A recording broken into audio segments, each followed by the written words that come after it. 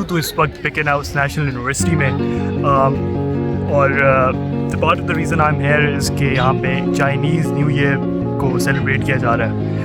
और लेकिन वो जो चाइनीज़ न्यू ईयर है और चाइनीज़ सुप्रीमेसी, उस पर मैं बात करूँगा। लेकिन पहले मैं ये बताना चाहूँगा कि एक रियासत 3 ताकतों की वजह से मानी जाती है। एक है हार्ड पावर, दूसरी है सॉफ्ट पावर और तीसरी होती है शार्प पावर।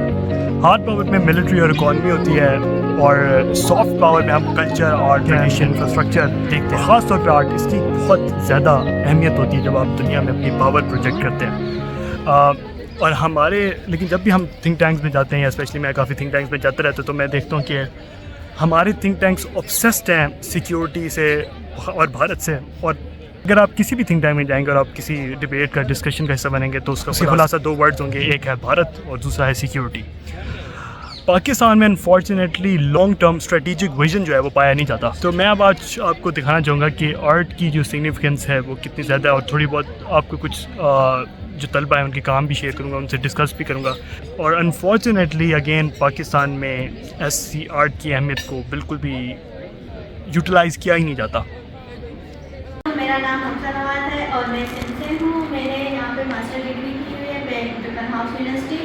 और मेरा थीसिस प्रोजेक्ट ये है कि मैंने इंसेक्ट्स पे स्टडी की हुई है और मैंने इसमें डेटा विजुअलाइजेशन और मल्टीपल रिसोर्स से लेकर डेटा काम किया हुआ है थ्रू टच डिज़ाइन सॉफ्टवेयर के साथ। इसमें मैंने पॉलिनेशन को दिखाया हुआ है कि आप देख सकते हैं पीछे के बैकग्राउंड में कितनी पॉलिनेशन कहाँ और किस किस जगह पे कम हो रही है। और मैंने दूसरे इमेज में ये दिखाया है कि पॉलिनेशन के बाद जो हम केमिकल से स्प्रे करते हैं तो उसमें क्या नुकसान और क्या फ़ायदा होती है।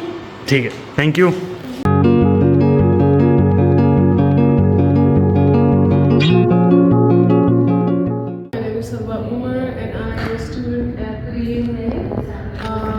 Beacon House National University and I'm from Department SWAT. My work यहाँ पे मेरा काम डिस्प्ले हुआ है, मेरा thesis exhibition and my work is about my culture, Pashtun culture, and मेरा काम का initial point ये था कि I wanted to share my story with the rest of the world. So growing up we had 2 homes and one in Lead and one in Peshawar. So this dress represents the life that I've lived, one in Lead and one in Peshawar. तो ये side जो है life that I've lived in Lead और उसमें सारा traditional काम हुआ है। और ये जो है सारा हैंडमेड टेक्निक्स है and the fabrics that I've used are all Pathani prints। और बाकी जो है फैब्रिक्स जो है also found fabric that I sourced from Lahore, but it has the techniques that are used here are current day techniques like flocking, digital printing and machining. Culture क्या है? Culture is actually what you see and what you hear. आपका immediate environment जो होता है वो आपका culture होता है. So for me in Peshawar, my immediate environments were my home, मेरे घर की गलियाँ, yeah, so this is the representation of that. और मैंने यहाँ पे बहुत ही neutral and muted colors इस्तेमाल किए हैं और इसका मकसद ये है कि current day we are 30 seconds बस आगे 30 seconds। इसका मकसद ये है कि in current day we have we try to use minimalistic aesthetics। और दूसरा ये है कि cityscape से जो है अगर हम देखा जाए तो कलर्स जो है वो एक्सट्रैक्ट हो रहे हैं, ख़त्म होता जा रहा है। So based on that I have used such colour. तो सर आप कहते हैं वो हैंड एम्ब्रॉयडर्ड और ये मशीन है, इसके पीछे लाइक वैसे डिज़ाइन शिफ्ट है जो आप बता रही हैं? So actually yes, that's the life of दीन ना। हाँ हाँ, that's really vibrant and colourful and beautiful place. और जो for me urbanised area is really monotonous and really like repetitive. So it's like the presentation of. ठीक है, thank you so much Salwa, thank you so much. This is me, Kulsum. I'm from Hazara community. I live in Quetta. Recently, I'm doing my masters from BNU in MA ADS. So मेरा thesis का project है about my personal experience जो incident 2013 में हुआ था, जो blast जिसमें 80 लोग शहीद हुए थे। I made this 80 pieces, sample of home और grave भी है। और इसमें मैंने फ्लावर यूज़ की है, रोजेस जो कि celebration of life and death को भी शो करता है, जो कि हम किसी खुशी के मौके पे भी फूल इस्तेमाल कर सकते हैं और कबर पे भी जाके हम फूल यूज़ करते हैं। तो ये इस रूम में मैंने कलर थीम भी रखा है black and white, which also show the happiness and sadness. और मेरा काम जो है वो इसमें मैंने दिखाने की कोशिश की है कि जो एक पहलू है हज़ारा कम्युनिटी के जो बहुत सारे लोगों ने नहीं देखा है, वो एक ग्रेवयार्ड है जहाँ पे हम लोगों का लाइफ और डेथ की सेलिब्रेशन एक ही जगह पे हो रहा है और वो हमारे लिए कम्युनल स्पेस बन गई है। ठीक है, thank you so much. Thank you so much.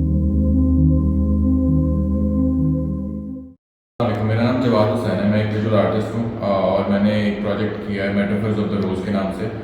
गुलाब की तशबीहात किस किस तरह से होती हैं, कहाँ कहाँ होती हैं और किन किन फॉर्म्स में होती हैं, ये इस प्रोजेक्ट का मेन मकसद है। और मैंने कुछ नई तशबीहात बनाई हैं एक्सपेरिमेंट्स के थ्रू, डिफरेंट एक्सपेरिमेंट्स गुलाब को उगाते वक्त और उनके सोशियो पॉलिटिकल मेटाफर्स क्या निकलते हैं, वो मेटाफर्स मैंने इसमें एक्सप्लेन किए हैं। ये सिंपल विजुअल्स हैं जिसमें एक गुलाब उगाया जा रहा है 7 डिफरेंट पॉट्स में, और वो 7 डिफरेंट पॉट्स एक एक हफ्ते के गैप से चेंज होते हैं। ये मतलब ये डिफरेंट पार्ट्स हैं, क्योंकि मैं थोड़ा बहुत शुरू वहाँ से होता है एंड यहाँ पे होता है। तो there is a start and there is an end to it. तो स्टार्ट में जो गुलाब होता है वो फ्रेश है, वो नया गुलाब है, और टुवर्ड्स द एंड जो 7वां हफ्ता है, वो 7वें हफ्ते में वो गुलाब जो होता है वो बिल्कुल विल्टेड नज़र आता है इन वीडियोज़ में।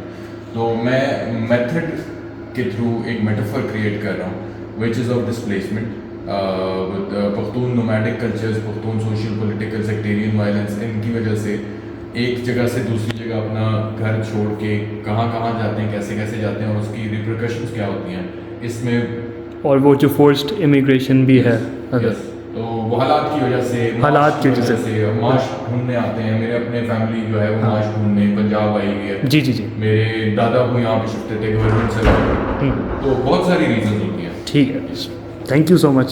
स्टूडेंट वर्क जो कि मैंने अभी आपके साथ शेयर किया है, अगर होपफुली मुझे कोई और काम मिलता है तो मैं आपके साथ वो भी शेयर कर लूँगा, लेकिन I also have to make sure कि वीडियो ज़्यादा लंबी ना हो। Coming back to the main point, वो ये है कि एक लॉन्ग टर्म कॉम्प्रिहेंसिव पॉलिसी में किस तरह अगर हम art, culture, tradition, lifestyle, fashion को भी हम इनकॉर्पोरेट करें तो वो एक बहुत ही अच्छी डायनामिक पॉलिसी बन जाएगी। बार बार मुल्क को इस चीज़ में स्ट्रेस करना कि सिक्योरिटी सिक्योरिटी सिक्योरिटी और भारत भारत भारत, और इससे ज़रा बाहर आने की ज़रूरत है बस। Thank you for hearing me out.